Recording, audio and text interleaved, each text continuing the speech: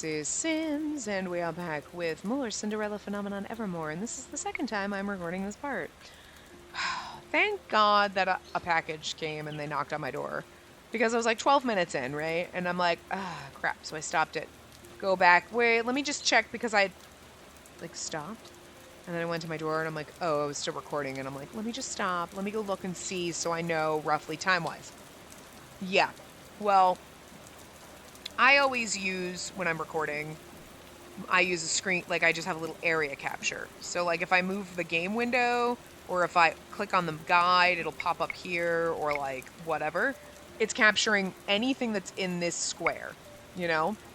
So I was like, I normally do that. And I was like, I think it was because my capture software wouldn't capture this as a game, you know? Like if I just clicked on game capture, it wouldn't capture this.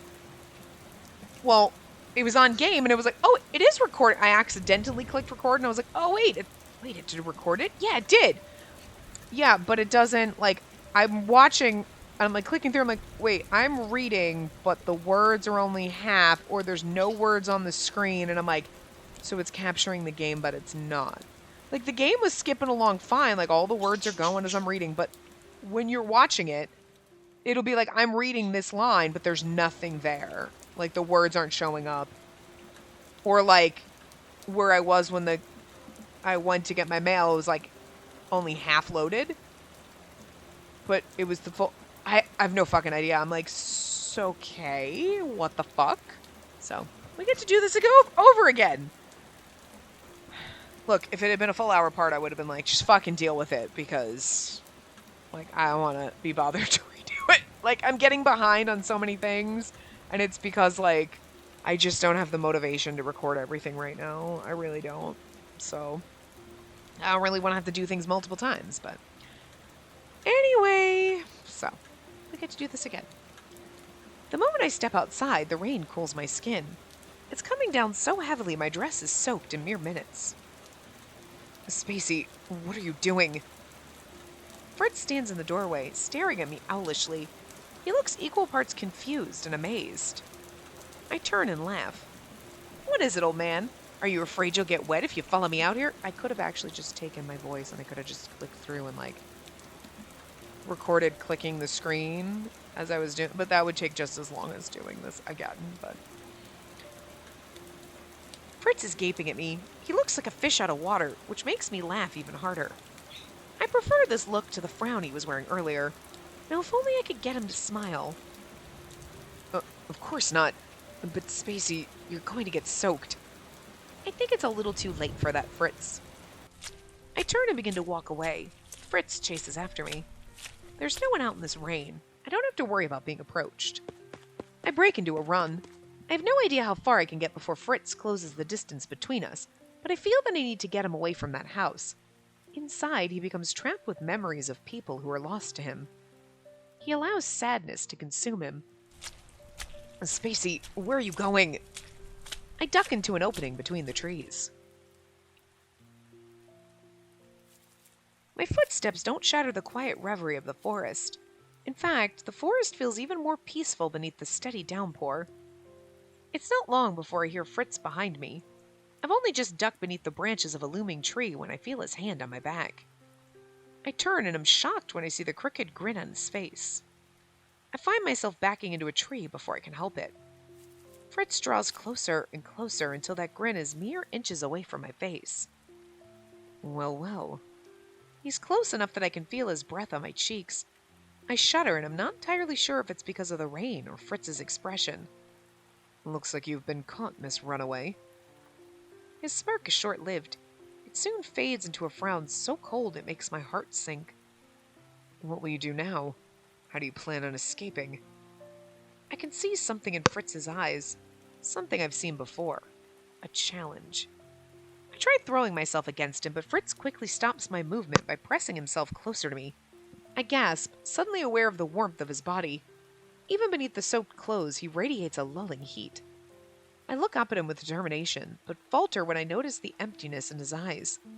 Rain trails down his skin, making it look as if there are tears coursing down his cheeks. Fritz? He sits his head on my shoulder. He's so close, I can feel his heartbeat reverberating through my body. Spacey, I can't lose you. Fritz? Slowly, his fingers fall away from my wrists. He raises his head slightly, but his voice is nothing but a whisper. If someone trapped you like this in an alley, if you weren't able to take out this dagger in time... Oh, the dagger in time, sorry. If you were kidnapped and I wasn't with you... He takes a deep, shaky breath. If anything ever happened to you, I'd never forgive myself. I can't help but recall what Fritz said about the dagger he gave me. He told me that it was his mother's. That the day she died, she didn't take it with her. You'd think after reading this, like, now the second time I'd be able to read it, but nope. Was his mother killed? I think back to Fritz's anxiety, to the faraway look in his eyes when he discussed his father and mother. I don't understand. Not completely, but... I put my hands on Fritz's chest and slowly, gently push him away so that I can look into his eyes. Okay, and I feel the same way, like, the first time I recorded this. Again, it was, like, 15 minutes ago, okay? Like, not that long ago. But, like, going through this, I was like, Fritz is exhausting. And it dawned on me that, like, I'm so fucking old that, like, I get the, like, logically and, like, otome logic, right? With the, like, Fritz is so, like, troubled and sad. And you're like, oh, it's okay, I'll make you better. But, like, in the real world, and just me, because I'm so fucking old, I'm like, oh my god, I'm so fucking mentally and emotionally exhausted already. And we're only starting this. Like, I don't know. Am I just, like, I think I'm literally physically exhausted right now, but, like, Fritz is making me mentally and emotionally exhausted. Just be preparing for, my god, would you stop? Like, you're so, like, the drama and the and then the, oh my god, and, I get it, Fritz, you broken. Because I feel you in that, and I feel like that's why I'm going to die alone, because nobody wants to handle this fucking baggage. I'm with you, Fritz, but I get it. Why no one wants to handle the baggage, because I'm like, ugh, so tired already just thinking about this. It's going to go so wrong. I'm sorry, Fritz, but anyway. You'll never lose me. I hold his gaze with confidence. My friends died so that I could continue to hope for a better world. Those of us who survived have the obligation to keep that dream alive. I believe in you, Fritz, so please, believe in me. Fritz breathes out softly. Once again, I feel the warmth of his breath on my cheeks. I continue to look at him, waiting. Finally, the silence breaks and he smiles at me softly. It's a small and fragile smile, but the honesty in it's relieving. You really are something else, Spacey. He pulls a strand of wet hair from my face and cups my face in his hands. Yes, I trust you. He bridges the gap between us in a heartbeat. And there's our pretty CG that I've seen now twice. Our lips meet, and despite the bitter cold of the air around me, I'm suddenly warm. I don't protest when he slides his hand down the length of my back into my waist. Our kiss, which starts small and hesitant, eventually grows deeper, bolder. The feeling of the rain on my skin fades completely as I focus on the sensation of his lips against my own, on the comforting and stable press of his body. When Fritz finally pulls away from me, his mischievous smile is enough to send a shudder of anticipation coursing through me. Hi, hello. Right now?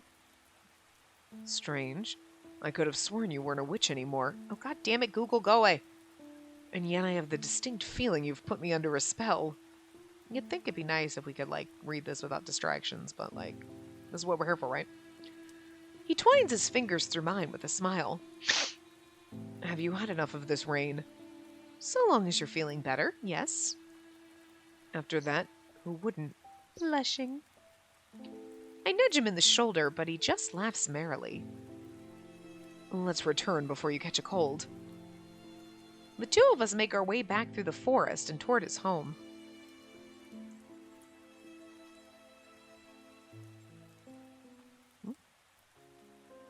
Once we're back inside, Fritz releases my hand and shakes his head, scattering raindrops over the floor. Despite our best efforts to dry ourselves, we both still make puddles on the floor. Fritz claps a hand on my shoulder. His touch, even through the fabric of my clothes, sends electricity coursing through my body. I can prepare a bath for you, Princess. That should help warm you up. Oh, sorry. I mean, Spacey. I prefer you keep me warm instead. I knew that part was coming, and then I can't read it. I would prefer you keep me warm instead. The words are slippery and are out of my mouth before I can regret them. Fritz stares at me, looking equal parts flustered and shocked. Then slowly, his lips begin to curl into a smile. Is that an order? Yes.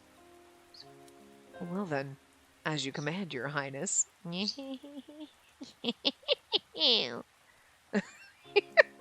slides behind me and plants a kiss on the nape of my neck. Then, before I can react, he picks me up and walks towards his bedroom with a cocky smile on his face. Boop. I boop your snoot because you're so cute and I love you. Don't bite. You used to be nice and let me pay you. And this is actually a lot more convenient. I was wondering where I was going to find you a change of clothes, but now it looks like I needn't worry. Okay. Wait for it. He pushes the door of the bedroom open with his foot and walks me inside, into a quiet and gentle darkness, punctuated only by the soft rattle of rain against the windows. The two of us spend some time in each other's company, laying close enough together to stay warm in the cold and silent home. By the time I return to the palace, the cold is abated, and I'm filled with a lingering and hopeful warmth. I'm sorry, but I was wondering where I was going to find you clothes. Now I don't have to worry. Sounds like sexy times are going to ensue, and then they give you that. You can't fool me, game. Sexy times ensued. Laid close together is, game code for got freaky, I guess. It's been 3 days since the intense rainfall. 3 days since I very nearly spent the night in Fritz's home. I would have probably slept the night away in his arms if not for the fact that I suspected the palace guard would come looking for me if I didn't return. Fritz and I walked back to the palace the first opportunity we got, but that didn't stop my family from worrying. Ever since that day, Fritz has been sleeping in his room at the palace. Whether to be closer to me or to avoid going back to his home, I'm not sure. Perhaps it's both. Fritz leans against my desk with a smile, calm and collected as usual. I don't have much time before I have to meet with the king, but you called me here because you had a special request, right? What can I do for you? I sit up a little straighter on my bed, hoping that my gaze holds nothing but resolve. I want Fritz to take my next words seriously. I've been thinking about this ever since he gave me the dagger. Fritz, I'd like for you to teach me something. Teach you something? Teach me how to defend myself, yeah. Defend yourself? Oh. Understanding lights his face when I reach into my drawer and pull out the knife he gave me. I mentioned this before, but carrying around this knife is useless if I don't know how to use it. What the fuck are you doing, bird? It's not just about using the knife, though. I'd like to learn to protect myself, even without weapons. You hiding under there again? Frickin' bird. He likes to come to the couch now, and he slips behind the couch onto the bookshelf that's there, because the bookshelf doesn't have a back. It's open, And it's a little bit higher than the couch, and he's now figured out that that's a hidey hole. He can, jump down and get on the shelf and play. Fucking weird bird. Anyway. It's not just about using the knife, though. I'd like to learn to protect myself even without the weapons. Okay. I think back to the moment Fritz captured me in the forest. He told me to free myself, and I was unable to do so. Even had I wanted to, I would have been unable to reach for the knife. It's like you're hesitating, what, Patty? I can hear them fucking climbing around on the shelf. It's gonna drive me bonkers. I'd rather you didn't have to use the knife at all. And if I have to? Ow! Don't bite! You're so mean! You're learning nasty things from the little bird. He's teaching you how to be nasty, and I don't like it. I'm gonna throw all the birds out. I'm kidding, I would never do that. I love you too much. Even when you're a fucking asshole. You're being a fucking asshole, but I love you. You're so goddamn cute. I know, you're so cute, but you're a dick. I know how protective Fritz is. I know he doesn't want to hurt me or watch me be hurt, and that's why I believe he'll give in to this request. Wait, I said that. Okay, he was just... Even something simple will help. I don't want to be a burden, Fritz. Not to you and not to myself. I may no longer have magic, but that doesn't mean I'm incompetent. Finally, Fritz relents. His sullen gaze slips into a smile. I love your confidence, Spacey. It's inspiring. I'll do anything to protect it. To protect you. So yes, I'll teach you the basics of defense. I only hope you'll never have to be in another situation where you'll have to use the techniques. Absolutely, because we already were in one, and you're going to teach us. We will be in one again, and it'll be like, oh, thanks to you, Fritz! We managed to not be dead. I mean, come on. Thank you, Fritz. You never need to thank me, Spacey. We'll do our practices in the forest. There you can learn both evasion and defense. He stands up, and when he raises his eyebrows, I can see a familiar confidence, a challenge sparkling in his eyes. He steps forward and plants a quick kiss on my lips. I'm looking forward to seeing you triumph. I will triumph, I promise. I believe it. Fritz offers me one last smile before excusing himself to run the day's errands.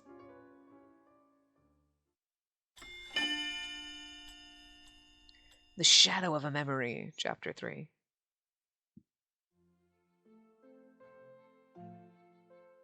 The dining hall is lively this morning, filled with the voices of my chattering family. The four of them have been discussing some kind of upcoming ball, but my thoughts are elsewhere. No matter how hard I try, I can't dispel the image of the rain running down Fritz's cheeks like tears. Fritz was smiling by the end of the night, but his sadness still seems to linger. I have to find some way to help him overcome it. But how? See, it sounds exhausting. Spacey? Spacey! Rod's voice is loud enough to break me from my reverie. I look up at him, startled. He just rolls his eyes before going back to his breakfast. The trick M is to say her name loudly enough to startle her out of her thoughts. Oh, I'll keep that in mind. I grumble as the two of them exchange a smile. You need me for something? We wanted your opinion on a theme for the upcoming ball, dear. My opinion? I don't care what sort of theme it has. Emmeline and Ophelia are better at planning these elaborate affairs anyway. You at least need to give us your opinion on the finalized concepts. I wait for Ophelia to list the ideas.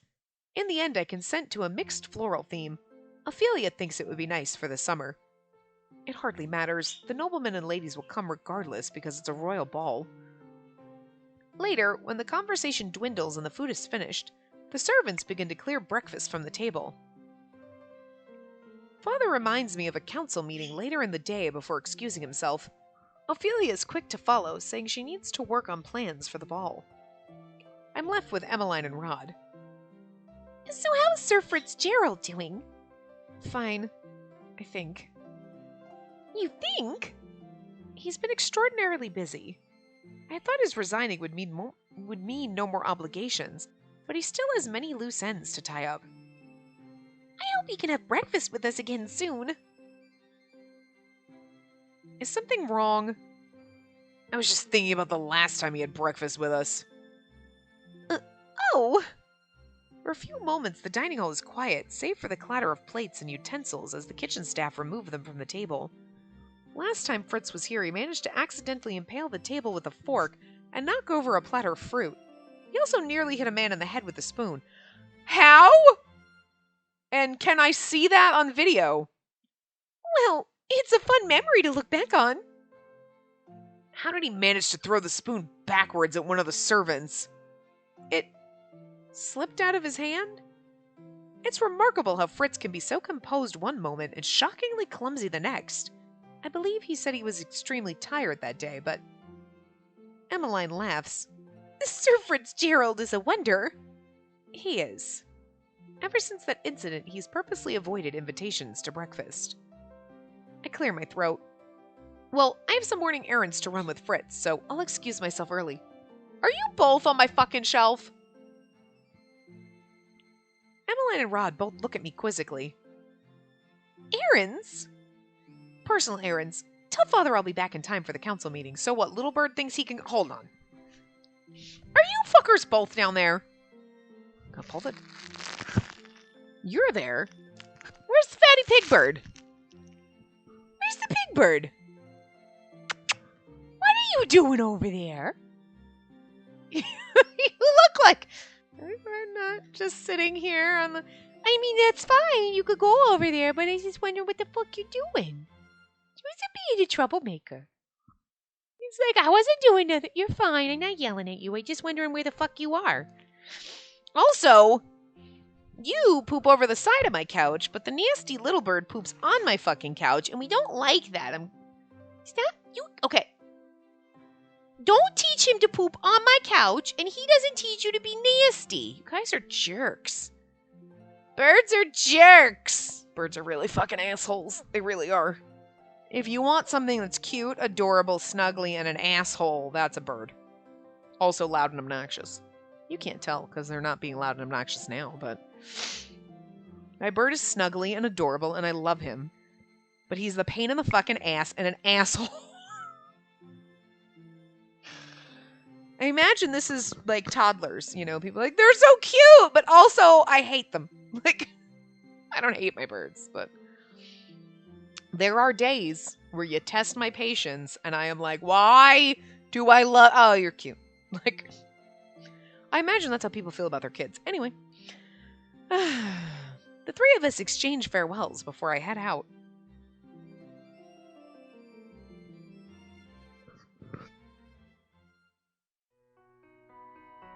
And here we are. After leaving the dining hall, I went to the front gates to meet with Fritz, who was there just after 10 as promised.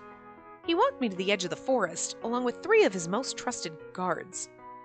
As soon as we reached the clearing, he told the guards to scatter. Today's the day he teaches me how to defend myself. Is there a reason you brought other knights with us? And to watch the perimeter, just in case. He's cautious as always. He takes my hand and leads me over to a tree stump. Milady. He bows when I sit down. I smile at him. Lord Fitzgerald. I laugh when he blushes. So far, I don't think anyone other than the knights he used to train have used his new title. He coughs to clear his throat. I'll give you the rules of our exercise before we start. Rules? Yes, the goal is to keep me from touching you by any means necessary. The only thing you aren't allowed to use is the dagger. He glances at the small pocket of my dress. I never told him that I had it in my pocket. How did he know? We'll have you use the dagger later when you become more accustomed to its weight. But for now... He takes a step forward.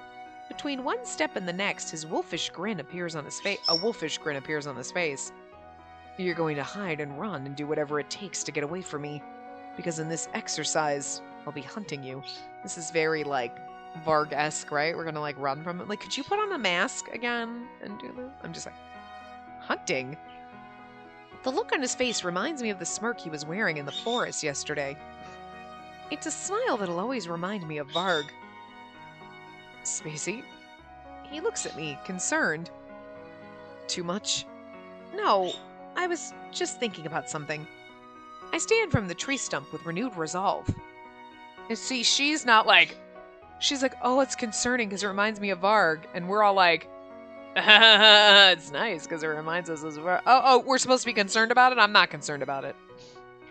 I'm ready. Good. And this is just a test run, so no pressure. And just do what you think is instinctively best, and we'll work on your lesson from there. I haven't done something like this since I was a child. Only back then, the running was nothing more than a game. I clench my hands into fists and nod. Remember to stay in the forest, Spacey. I take a few steps back, waiting for him to signal. Much to my surprise, Fritz only closes his eyes and crosses his arms. I'll give you a 10-second head start. He immediately begins counting down after that, and without another thought, I turn on my heels and run. Okay, but, Fritz, question. Before we... Okay, now that we're started, but... Question... Raise his hand. Question? So... When I'm, like, out and about and someone's going to attack me, are they going to give me a head start, too? So she gets attacked. Whoa, wait! You can't grab me! 10-second head start! Otherwise, I know, this is just the first lesson, but it's still kind of funny. I run as fast as my legs can take me, doing my best to weave through the forest bramble as quietly as I can. Eventually, the sound of counting stops. I hear Fritz take one step, then another. Then he's running into the forest after me, and he's a tracker, so... My heartbeat picks up as he draws nearer. Even though it's Fritz, I can't stop myself from shaking. What should I do? We hide. Fritz is a fast runner. And I have no doubt he'll catch me if I continue at this pace. So when we go down the normal ending, we'll choose one of the other choices and then we'll choose the other one. Because they both lead to the quote-unquote good ending, so. Or help it, you know. It might be more effective to hide from him.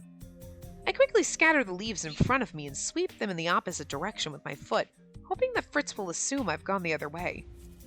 Then, I put my back to the nearest tree and hold my breath as he approaches. I do my best to still my breathing, even going so far as to bite down on my lip as I press myself into the tree and try to make myself small. He's going to sneak around the other side. It's only when Fritz disappears around the bend that I lose a breath, incredulous. It worked? No sooner has the thought occurred to me than that I suddenly hear a voice at my shoulder. I told you he was going to sneak around. Boo. I jump away from the tree with an undignified yelp, then hurry to reach for something I can use as a weapon. I find a loose branch on one of the trees, snap it off, and hold it before me. Fritz immediately goes on the offensive, reaching out to grab me as I shrink away. I hold the branch up in front of me like a shield. I just can see her with the twig with some leaves on it. Ah! Smack him with it. Clever. He stalks just out of range, his footsteps quiet as he circles me. It almost feels like an animal toying with its prey. Oh, we're going to be his prey later, and those guards are going to be seeing some shit they shouldn't. I'm so busy watching Fritz's movements that I don't notice when he suddenly pivots in my direction. I take a step back, but come back to back with a tree trunk. I hold up my branch, but it's useless. Fritz grabs the branch with one hand and leads forward to plant a kiss on my forehead. Caught you. I sigh as I let the tree branch fall from my hand. What you did was wise. Using a branch as a shield? Sounds a little ridiculous, but Fritz laughs. Well, that, yes, but I'm referring to the hiding. And there's a reason I wanted to start off like this before moving on to defense. Evasion is important. It's best to avoid a fight if you can. You're pretty good at hiding. But you caught me because I heard you sigh. Still, though, your instincts are good, Spacey.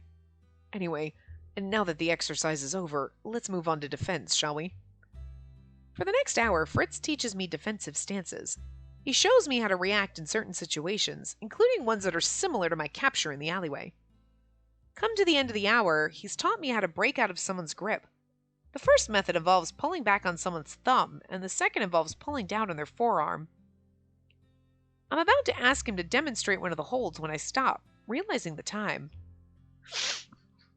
Fritz is one step ahead of me. You have to be getting back now, don't you? Some meeting with the counselors? I nod my head with a sigh. My attendance at these meetings is necessary, not only because I'll be queen someday, but because Father insists I know the various counselors personally. I'll lead you back then. He offers his arm, and I allow him to lead me back to the palace. Wow.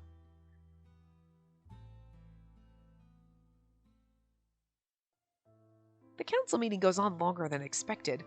By the time the counselors are finally excused and it's just Father and I in the room, I'm exhausted. I fall back in my seat with a soundless sigh. Father smiles at me from his seat. Exhausting, isn't it? I nod. It's no wonder you're always so tired.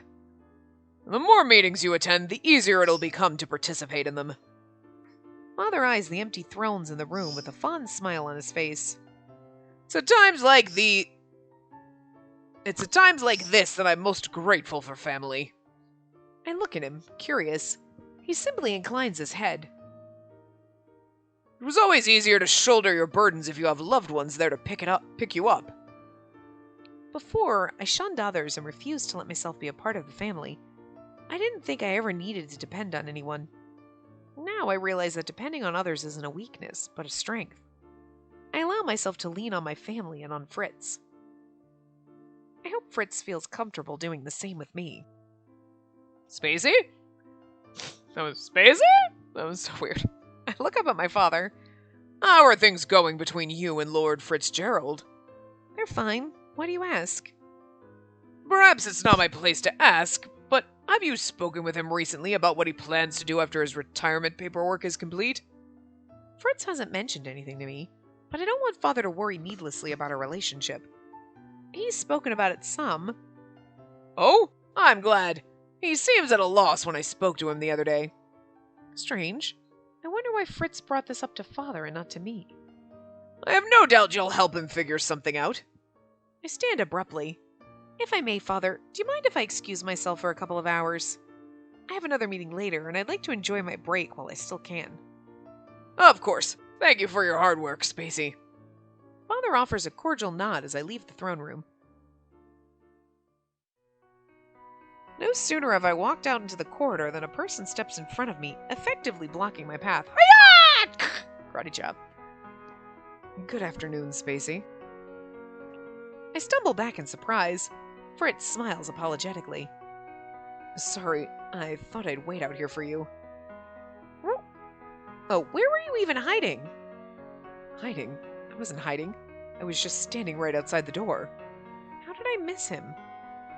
Fritz's eyes glimmer as he leans toward me. Are you free now? For a few hours. I'm assuming you want to go somewhere? I always want to go somewhere with you, Spacey. But yes, if you have the time, I'd like to take you out to town today. There's something I'd like you to see. Then by all means, please lead on. Fritz takes my hand and begins to lead me down the corridor. As we approach the gates, I recall what Father said in the throne room and pause, considering. What are you doing? You keep making weird noise. Where's your bird? Oh, there he is. What the fuck is your... I keep losing the birds. He said that Fritz discussed something about the future with him. Something he has yet told me.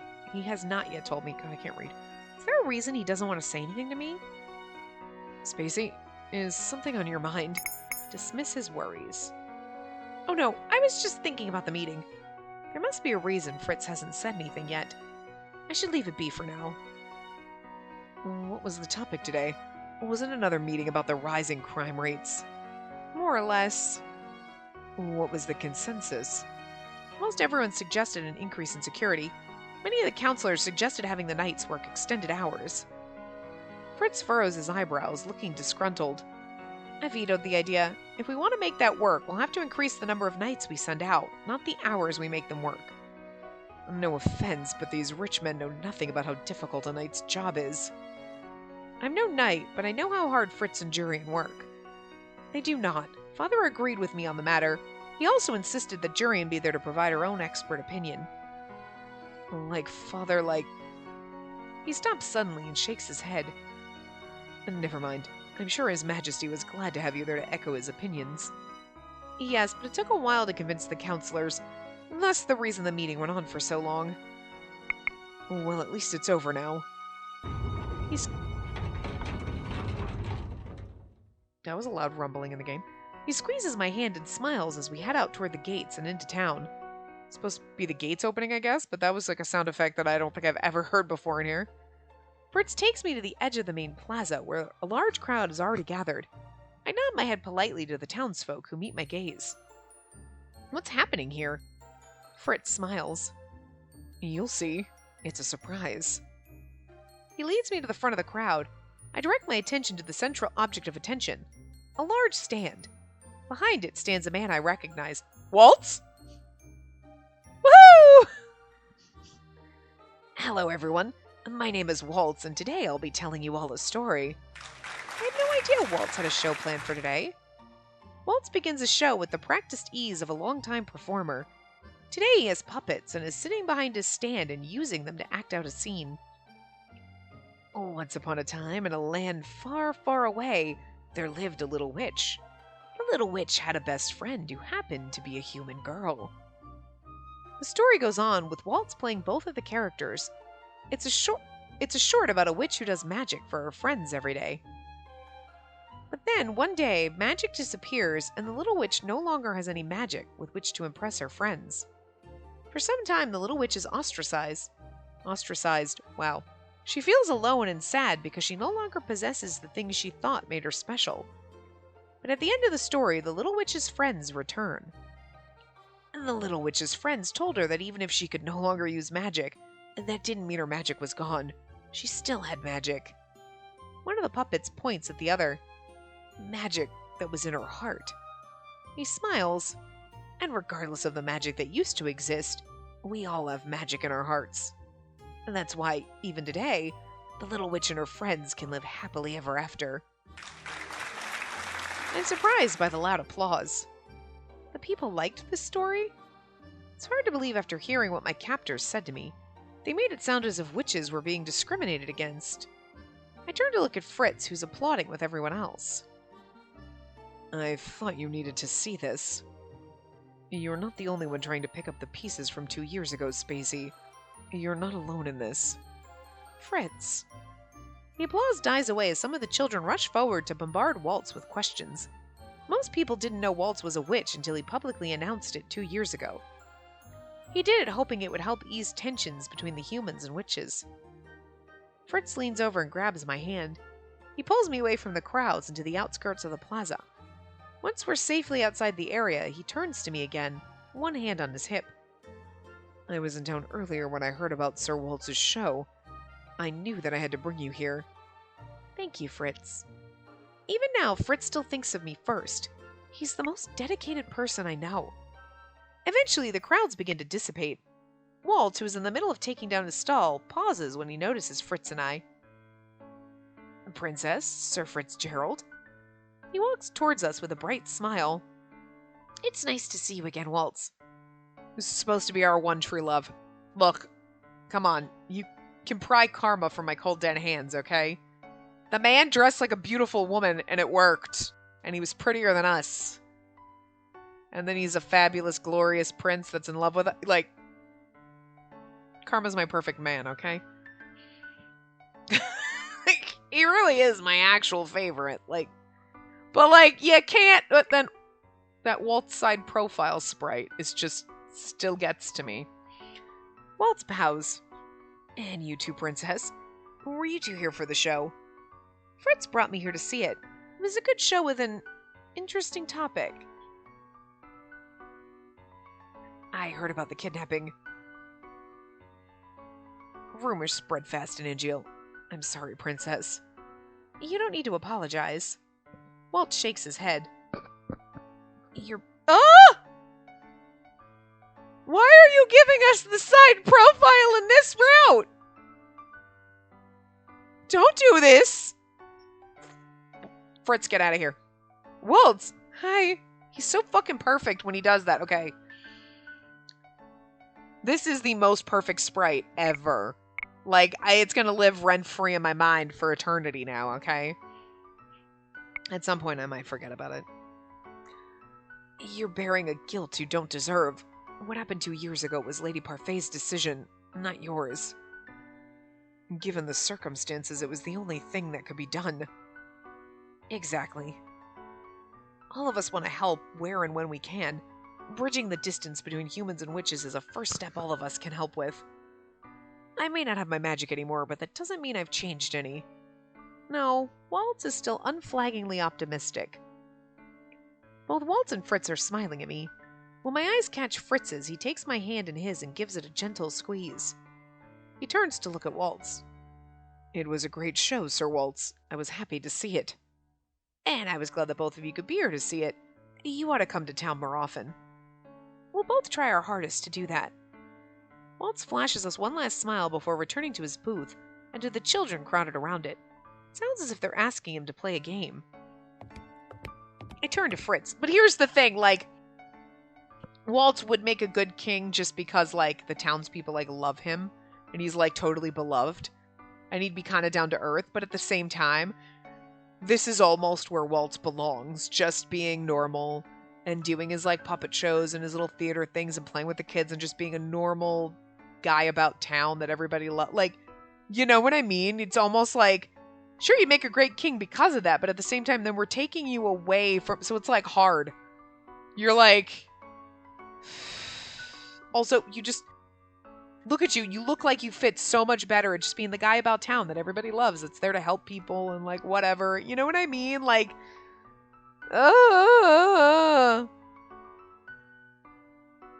He did look good all gussied up. I'm not gonna lie. Like, I forgot when we played his route, but that we saw it several times. But, you know... Well, should you be... I feel like he's better off without us, but at the same time, you're like, But is the kingdom better off without you, Waltz? No. Oh my god. I turned to Fritz. Karma really is the best one suited to be king, because, I mean, he was already ready for this. We still have some time left. Do you want to take a stroll around town, or perhaps you'd like to rest? Some part of me just really wants to speak to Fritz about what I heard earlier. I need to know that he's okay. Fritz is quiet for a few moments as he considers. In the end, he asks if I'd be okay accompanying him to his home for some tea. I nod my approval, and the two of us begin to make our way there. I sigh as Fritz sets the tray of tea down on the small table in front of us. It's times like this, when we're sharing tea in your home, that I wonder if you really are an old man stuck in a young man's body. Spacey, I'm offended. Despite his words, he still smiles as he plops down on the cushions beside me. And here I thought the tea would make conversation more pleasant. Fritz glances at me after taking a sip of his tea. You wanted to talk, yes? You always speak to me about your concerns, so it's only right that I tell you mine. Though if I'm being honest, my concerns seem a little petty by comparison. Petty? I eye him skeptically. I know you, and your problems are never petty, Fritz. So please, talk to me. You know you can tell me anything. I kind of see where this is going, because I can see the guide. Thank you, Spacey. I thought I clicked that button. Maybe it would help to start at the beginning. Beginning? Have I ever told you why I decided to become a knight? No, you haven't. Were you not forced into... Oh, you weren't forced into it, were you? I can't help but think of the traitorous Alcester and the enormous amount of pressure he always put on Fritz. I wouldn't be surprised if Fritz had felt there was no choice but to follow in his father's footsteps. No, I wasn't. Fritz lowers his teacup and stares into it, his eyes filled with melancholy. Slowly, I slide toward him and lean my head on his shoulder. Oh, that's our CG. Oh, he looks so, like, contentedly, but, like, sad eyes, but still, it's like a content face, but, like, sleepy. That's what it is. It's not sad, it's sleepy. It's a content, sleepy face. Back when I was a child, there was nothing I loved more than listening to my father talk about the nights. Because he had such long days, I was usually stuck at home with the servants. They didn't interact with me much, so I was usually lonely up until the moment my father returned home with his sword in hand. When he came back, he would tell me stories over dinner. He used to tell me tales of knights in shining armor, of men who protected the kingdom with their lives. He told me about the noble counselors and of Angeal's honorable king. The pictures he painted were filled with chivalry and heroism. For a few moments, Fritz is quiet, his eyes cloudy with memory. I loved him so much, and I was so proud to be his son. And that didn't change even when we grew distant. I had always thought my father's dedication to putting the kingdom first was admirable. Later, when I decided I wanted to become a knight, my father trained me, even allowed me to use his own sword.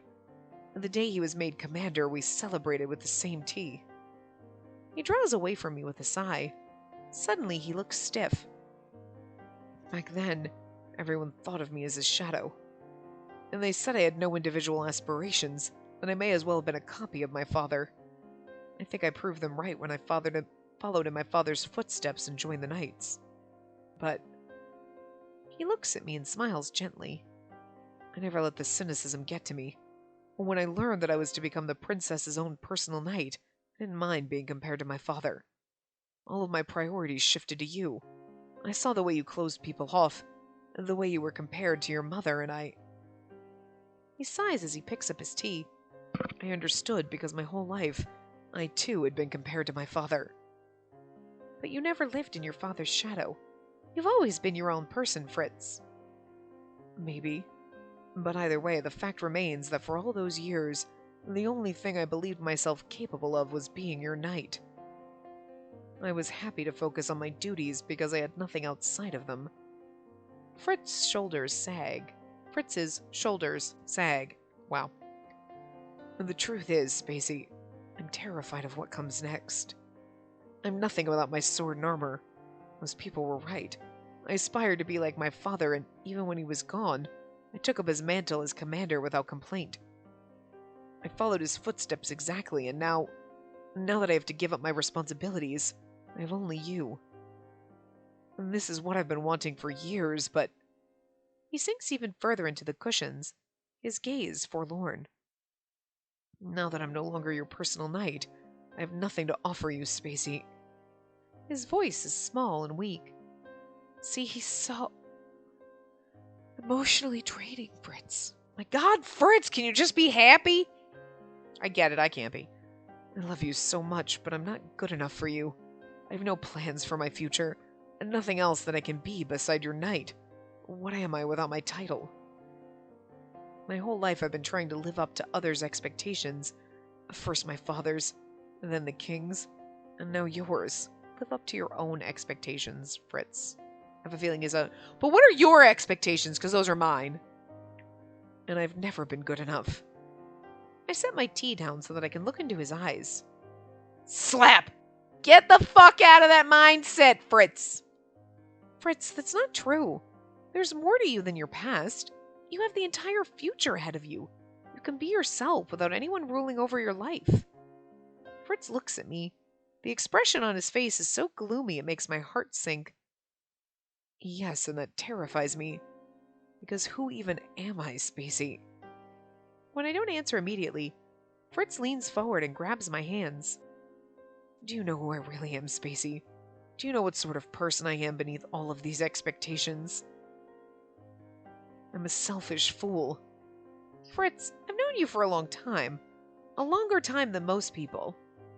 I squeeze his hands and look at him confidently, unperturbed. No matter what side of yourself you show me, and no matter what you decide to do with your life, I'll always support you. I'll always love you. For a long moment, the two of us just stare at each other. Fritz's expression is carefully blank, as if to conceal his emotions. May I ask you a question, then?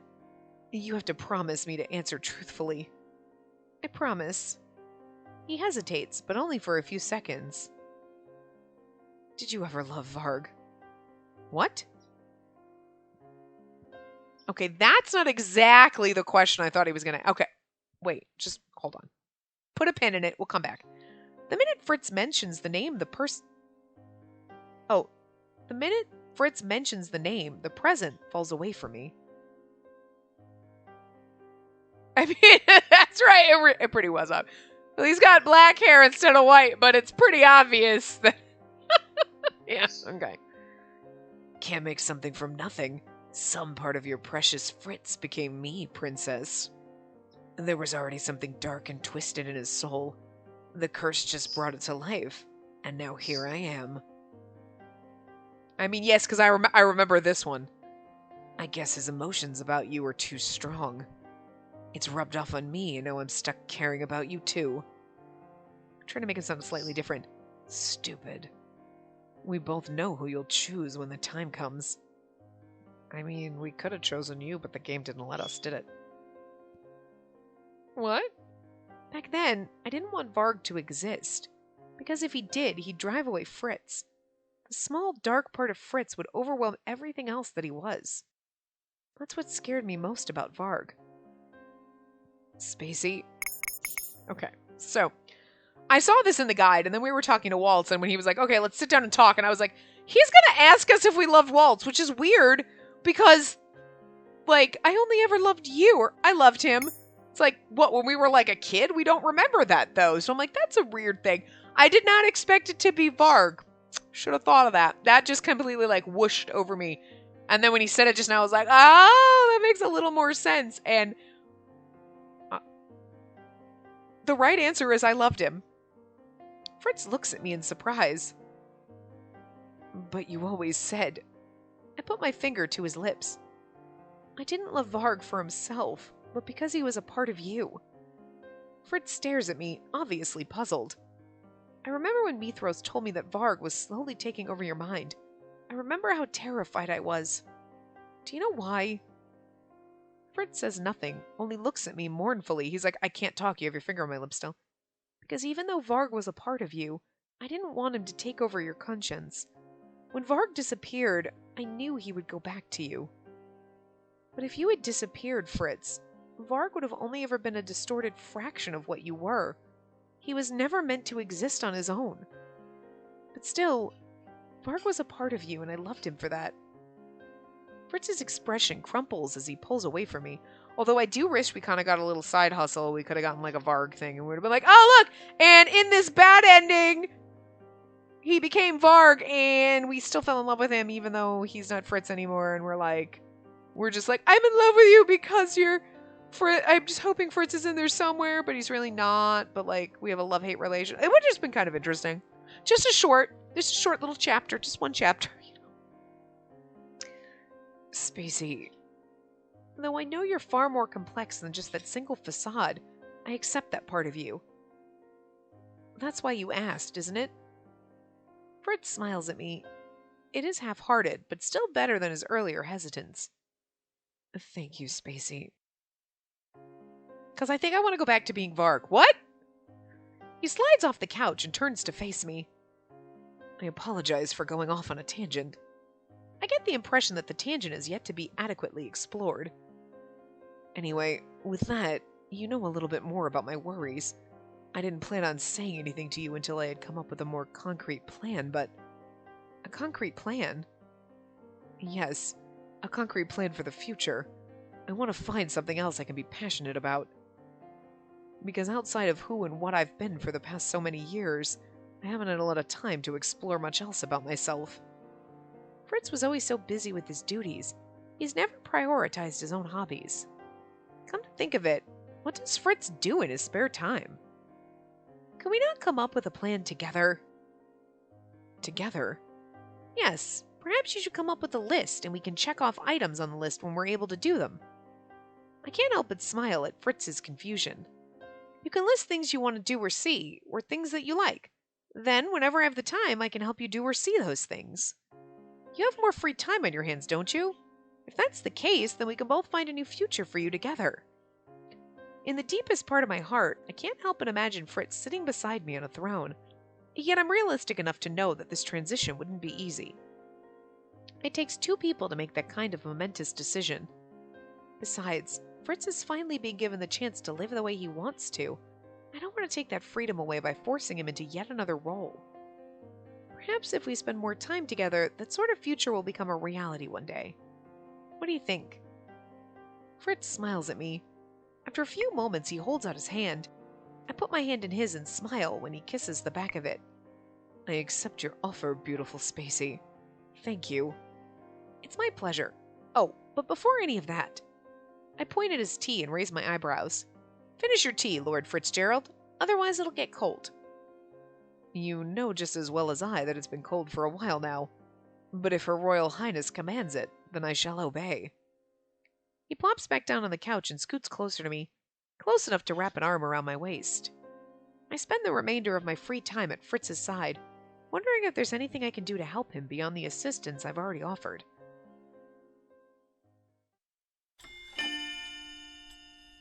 Chapter 4. Wolf.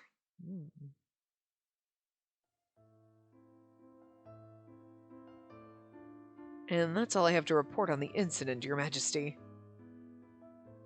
Fritz bows to my father before joining the knights gathered at the edge of the room. Jurian stands with them, watching everything with a stony expression. Lady Jurian, is Lord Fitzgerald's testimony satisfactory? Yes, Your Majesty. And your opinion, Spacey?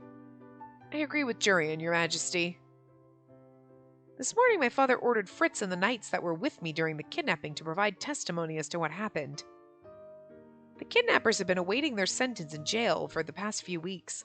Today's the day they receive their punishment.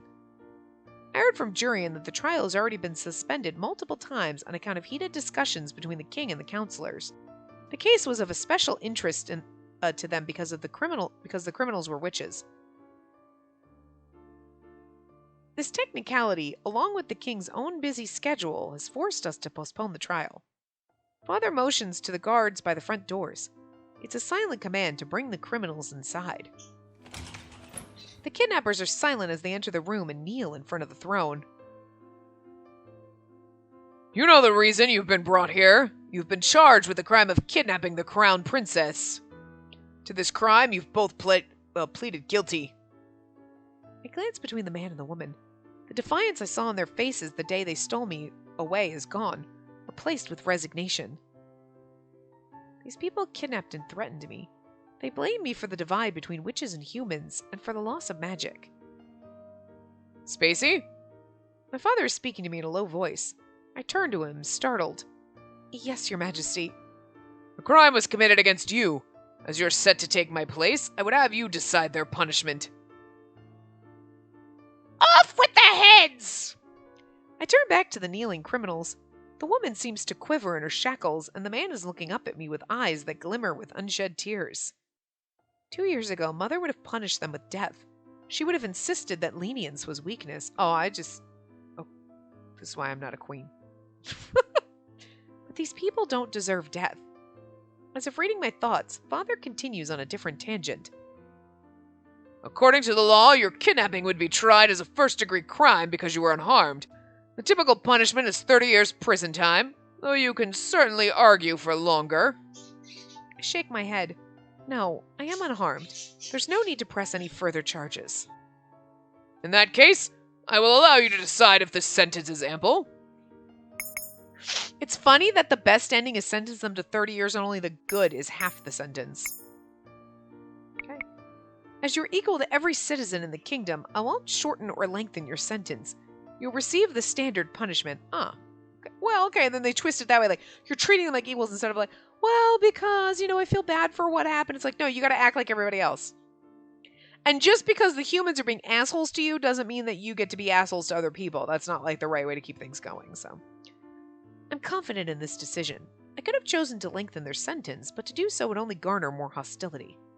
I don't want to rule with fear. I want to rule with fairness. Out of the corner of my eyes, I can see Father smiling at me. The smile doesn't reach his eyes, but the look fills me with relief regardless. Be thankful the Crown Princess did not extend your sentence. Even if it was committed in desperation, your crime is still malicious. Thank you, Your Highness. I notice the man is bowing to me. The woman does the same. Eventually, the two of them are led from the room. I glance at Fritz, who flashes a subtle smile in my direction when he catches my eye. Father clears his throat. Now, feel as if the divide these kidnappers mentioned should be addressed. I've already given many speeches in an effort to bring the citizens of Angeal together. Now I realize that words aren't enough. Action is necessary. When I suggest this to my father, he asks what I recommend.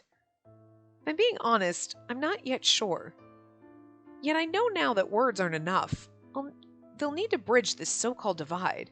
Oh, they will not bridge the so-called divide. I was like, who's they? Never mind. Words will not. Okay.